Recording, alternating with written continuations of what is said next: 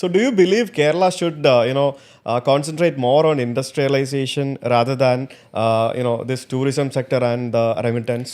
അല്ല എനിക്ക് I don't see this as binaries. ഇത് ബൈനറീസ് അല്ല. ഇൻഡസ്ട്രിയലൈസേഷൻ ചെയ്യണം. കാരണം ഞാനൊരു എക്സാമ്പിളായിട്ട് പറയാം അഗെയിൻ.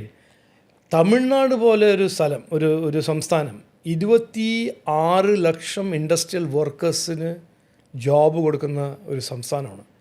ഞാൻ മന്ത്രിയായപ്പോൾ മൊബൈൽ ഫോൺ PLI സ്കീം വഴി വലിയ വലിയ ഫാക്ടറീസ് ഉണ്ടാക്കിയത് അവിടെയാണ്.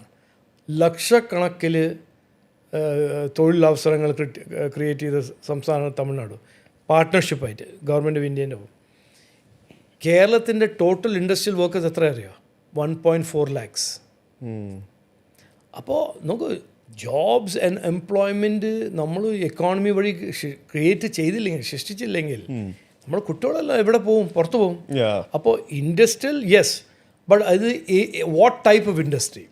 അത് ഇലക്ട്രോണിക്സ് ആവാം, പിന്നെ ഈ ലോ എൻവയൺമെൻറ്റൽ ഇമ്പാക്റ്റ് ഉള്ള ഇൻഡസ്ട്രീസ്, പിന്നെ വലിയ ലാൻഡ് ആവശ്യപ്പെടാത്ത ഇൻഡസ്ട്രി, അത് എത്രയോ ഇൻഡസ്ട്രീസ് ഉണ്ട്.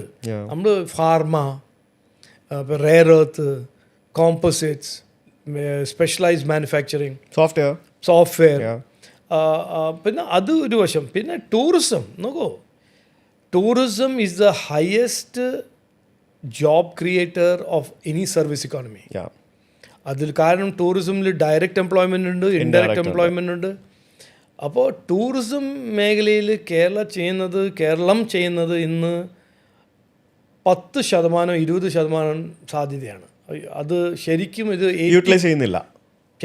ഓക്കെ.